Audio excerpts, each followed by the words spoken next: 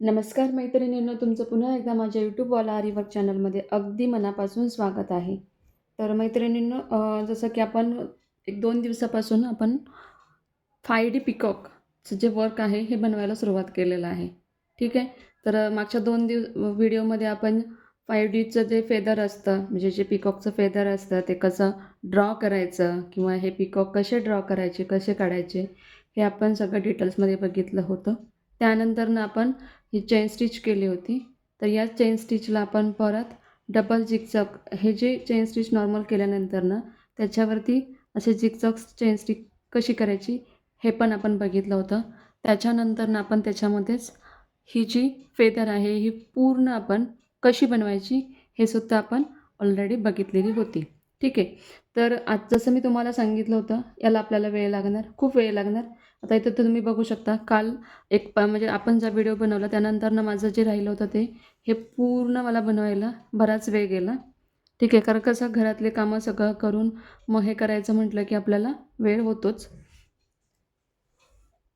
तर आता हे मी माझं पूर्ण आता एक जे चेन स्टिच होतं ते कंप्लीट झालेलं आहे. ते पिकॉक सगळे मी चेन स्टिचनं कंप्लीट केलेले होते. त्यानंतरनं आता आपली पुढची स्टेप काय होती, की जे शुगर बीड्स होते ते आपण स्टिच करून घेणार आहोत. आता हे जे सगळे फेदर्स आहेत, त्याला मी सुरुवातीला पहिल्यांदा आधी काय करणार आहे, शुगर बीड्स लावून घेणार आहे. त्यानंतरनं मग हा कुंदन आणि मग बाकीचं जसं आपण व्हिडिओमध्ये बघितलं होतं तसंच. अगदी सेम आपण असाच फेदर तयार करणार आहोत. ठीक आहे. तर आता तुम्ही म्हणाल, की मग हे जर तुम्ही आधी सांगितलंच होतं, आपलं ऑलरेडी हे झालेलं आहे. तर आजचा व्हिडिओ बनवण्याचं एक खास कारण असं होतं, की मी तुम्हाला डेली व्हिडिओ बनवून हे शेअर करत जाईन. कारण त्याच्या पाठीमागचं कारण हेच आहे, की काही ताईंना असं वाटेल, की हे खूप लेंदी आहे, म्हणजे ह्याच्यामध्ये खूप वेळ लागतो आणि त्या कंटाळा करतील. आणि कदाचित ते हे जे 5Dचं पिकॉकचं वर्क आहे हे पूर्ण करणारच नाहीत. तर ते अर्ध्यावरच सोडून देतील. पण तसं नको व्हायला, की त्यांना असं वाटायला नको, की मलाच वेळ लागतो, मलाच जमत नाही आहे. तर नाही, हे नवीन असो किंवा जुने, नव्यानं नवीन बनवताना थोडासा वेळ लागेलच. पण त्याचबरोबर जे रेग्युलर करतात त्यांनासुद्धा वेळ लागतो. कारण काम एकदम व्यवस्थित करायचं असतं, फिनिशिंग एकदम व्यवस्थित द्यायचं असतं आणि एवढे सगळे फिदर्स करायचे म्हटल्यानंतर ना साहजिकच की तुम्हाला ह्या कामासाठी वेळ लागणार आहे. त्यामुळे तुम्ही थकून जाऊ नये आणि तुम्हीसुद्धा जे काम हातामध्ये घेतलेलं आहे ते अगदी उत्साहानं करावं असं मला मनापासून वाटतं. म्हणूनच मी हा व्हिडिओ तुम्हाला शेअर करत आहे.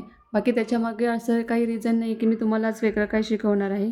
जसं आपण हा फेदर तयार केला होता स्टेप बाय स्टेप, तसेच मी बाकीचे करणार आहे. आता जसं मी काल तुम्हाला ह्याच्यामध्ये शुगर बीट सांगितलं ते सेम इथं बघा, तुम्ही बघू शकता. आता माझ्यापैकी इथं 7 ते 6-7 फेदर्सला शुगर बीट्स लावून झालेलं आहे. मीही तुमच्याबरोबरच करणार आहे, त्यामुळे मीही गडबड करणार नाही. तुम्ही जसं म्हणाल, तुम्हाला जसा वेळ मिळेल तसं तुम्ही करणार, तसंच मीही तुम्हाला दाखवणार. गडबड करून फिनिशिंग पण होणार नाही आणि तुम्हाला मग कंटाळा येणार, मग तुम्ही ते वर्क पूर्ण करणार नाही. माझी अशी इच्छा आहे, की मी तुम्हाला शिकवल्यानंतरनं तुम्ही फर्स्ट टाईममध्ये तुमचा जो 5Dचा पिकॉकाचा ब्लाऊज आहे, हा तुमचा रेडी व्हावा, अशी माझी अगदी मनापासून इच्छा आहे. आणि म्हणूनच मीही तुमच्याबरोबरच वर्क करणार आहे. कारण कसं होतं, ऑनलाईनमध्ये आणि माझे क्लास बघून करणार आणि ऑफलाईनमध्ये फरक पडतो. ठीक आहे. तुम्हाला टाईमचं लिमिटेशन असतं, त्यामुळे तुम्हाला ते तेवढ्या दिवसामध्ये, तेवढ्या ह्याच्यामध्ये तुम्हाला कंप्लीट करावंच लागतं. तर आपल्याकडं तसं नाही आहे. तुमच्या जसा तुम्हाला टाईम असेल, आपण तसंच इथं कंप्लीट करून घेणार आहोत. ठीक आहे. आता ह्या व्हिडिओ मागचं हे एक रिझन झालं. अजून दुसरं एक रिझन जसं मी तुम्हाला सांगितलेलं आहे. तुम्हाला काही प्रॉब्लेम आला, तुम्ही मला कमेंट करत चाला. त्या कमेंटवरती मी व्हिडिओ बनवत चालेन. म्हणजेच तुमचं जे काही शंका आहे तुमची, मी कमेंटला रिप्लायसुद्धा देईन. पण त्या व्हिडिओ बनवूनसुद्धा तुम्हाला त्याच्या थ्रू तुमचं शंकेचं जे निरसन असेल, तुम्हाला जे प्रश्न असतील त्याचं उत्तर तुम्हाला व्हिडिओमार्फत मी देण्याचा प्रयत्न करेल. उत्तर थोडं लेट मिळेल व्हिडिओमध्ये, पण ते तुम्हाला सगळ्या डिटेलमध्ये मिळेल. तर त्याच्यासाठी हा मी एक व्हिडिओ बनवला आहे. तर तुम्ही म्हणाल असं कोणतं कारण? तर मी आधीचा एक मागचा व्हिडिओ बनवला, त्यानंतरनं मला एका ताईची कमेंट आली होती, की ताई 5D म्हणजे काय? म्हणजे 5Dचा पिकॉक म्हणजे तर तुम्ही ऐकलं असेल ह्याच्यामध्ये 2 प्रकार असतात. एक 3D असते आणि एक 5D असतो. आता 3D म्हणजे काय? तर 3D हा आपण काय करतो? 3D आपण असाच करतो. ठीक आहे. 3D आहे 3Dसाठी पण आपण असेच फेदर एका वेगळ्या ब्लाऊजवरती बनवून तयार करतो. आणि 3D म्हणजे कसं, की आपण जो बॅक नेकला 3Dचा आपण पिकॉक बनवतो. तर 3Dला तुम्ही काय करू शकता, हे जे पिकॉक मी बनवलेले आहेत, हे तुम्ही न बनवता सुद्धा तुम्ही डायरेक्ट 3D पिकॉक बनवू शकता. तर 3Dमध्ये तुम्हाला ज्या ब्लाऊजवरती तुमचा जो तयार ब्लाऊजवरती तुम्हाला डायरेक्ट वर्क करायचा आहे, जो साडीचा ब्लाऊज आहे, त्याच्यावरती तुम्ही असा पिकॉक वेगळ्या प्रकारचा आपला जो पिकॉक असतो तसा तुम्ही तो ड्रॉ करून त्याच्यावरती डायरेक्ट त्याला वर्क करू शकता.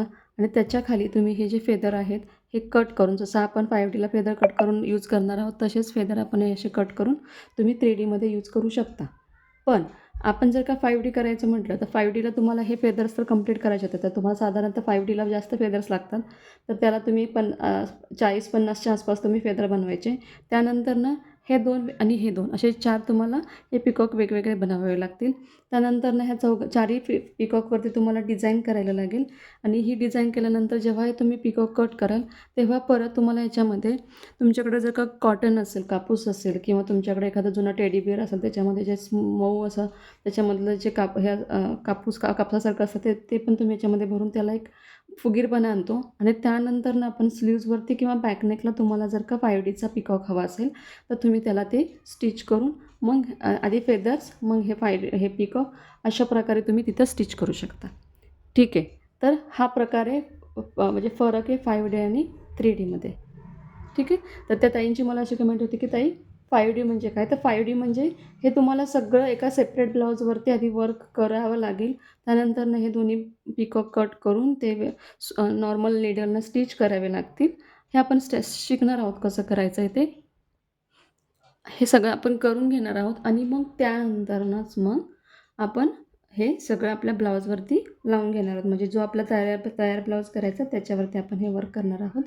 आणि 3Dमध्ये आपण हे करत नाही. 3Dमध्ये आपण फक्त डायरेक्ट आपला जो पिकॉक असतो, मोर असतो त्याची आपण डिझाईन काढून घेतो. तो तिथंच आपण तिथंच त्याला डिझाईन करतो, आरी वर्क करतो त्याच्यावरती आणि मग हे जे फेदर आहेत हे आपण त्याच्यावरती चिटकवतो. तर हा डिफरन्स आहे दोन्हींमध्ये. आता मला वाटतं तुमचा डाऊट क्लिअर झाला असेल. याच्या व्यतिरिक्त जर का अजून ताईंना म्हणजे कुठल्या ताईंना ह्याच्याबद्दल अजून माहिती असेल तर तेही मलासुद्धा कमेंट करून सांगू शकतात. जेणेकरून मलाही थोडंसं ज्ञान मिळेल. पण मी जेवढं शिकले त्याच्यानुसार 5D आणि 3Dमध्ये हा एवढाच फरक आहे. ठीक आहे. आणि एवढं काही म्हणजे अवघड नाही. तुम्ही थोडंसं पेशन्स ठेवलं, तुम्ही रेग्युलर वर्क केलं तर तुम्हाला हे सहज सोपं बनून जाईल तुमच्याकडनं. ठीक आहे. तर आत्तापर्यंत जसं की मी तुम्हाला सांगितलं हे माझंसुद्धा हे वर्क कंप्लीट झालेलं आहे. तुम्हीही माझ्याबरोबरच हे वर्क कंप्लीट करा म्हणजे आपल्या सगळ्यांचाच ब्लाऊज एकत्रित कंप्लीट होईल. ठीक आहे. तर आजच्या व्हिडिओमध्ये आपण इथंच थांबूया. फक्त मला जी कमेंट आली होती त्यांचा जो काही त्यांना प्रश्न होता त्याचं करण्यासाठीच हा मी खास व्हिडिओ बनवलेला आहे. ठीक आहे. तर आता हे पूर्ण वर्क करून आपण नेक्स्ट व्हिडिओमध्ये मी तुम्हाला शेअर करेन. ठीक आहे. तर हा पण व्हिडिओ आवडल्यास व्हिडिओला लाईक करत चला, शेअर करत चला. काम पटपट म्हणजे जसं होईल तसं पण कंप्लीट करण्याचा प्रयत्न करा. आणि चॅनलवरती जर का कुठल्या ताई नवीन असतील तर आपल्या चॅनलला सबस्क्राईब करायला विसरू नका.